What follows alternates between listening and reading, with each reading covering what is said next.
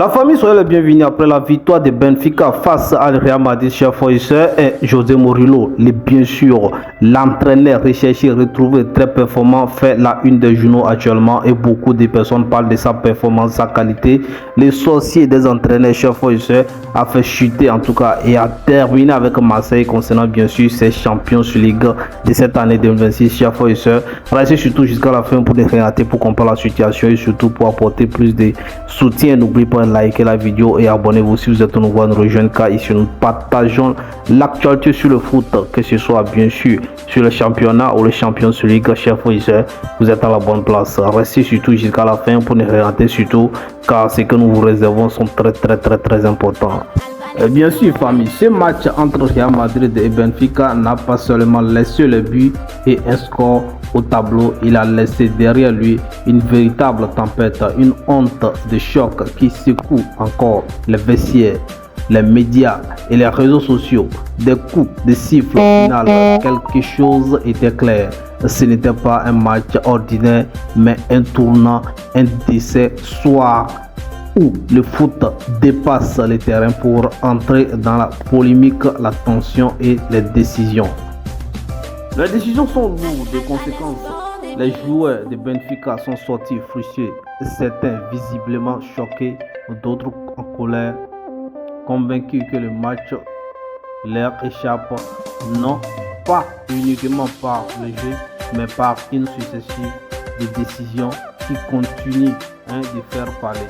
Du côté du Real Madrid, le soulagement était visible, mais ils étaient mêlés à vaincre à certains jeunes, comme si même les vainqueurs savaient que cette rencontre laisserait des traces. Les choix arbitraires ont immédiatement déclenché une vague.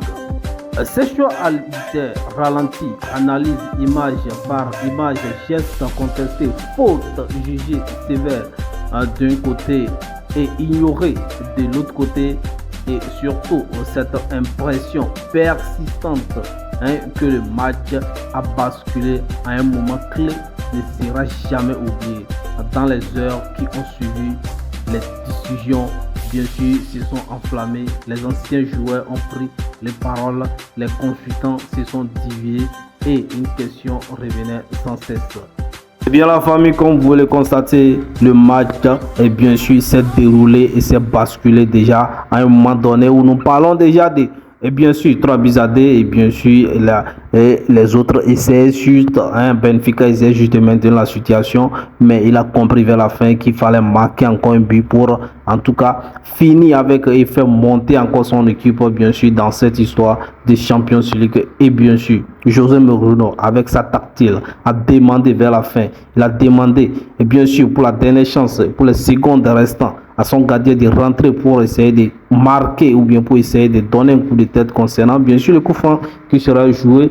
Et voilà ce qui s'est passé exactement. Il a suivi, il a rêvé, il a trouvé ce qu'il pensait déjà, c'est réalisé. Et voilà.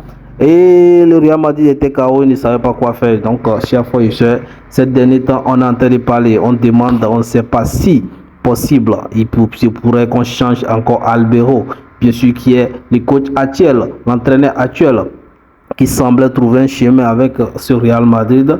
Et bien sûr, déjà sur les journaux, déjà sur les plateformes, on parle déjà de remplacer Albero. Qu'est-ce qui va se passer dans les jours à venir, la famille?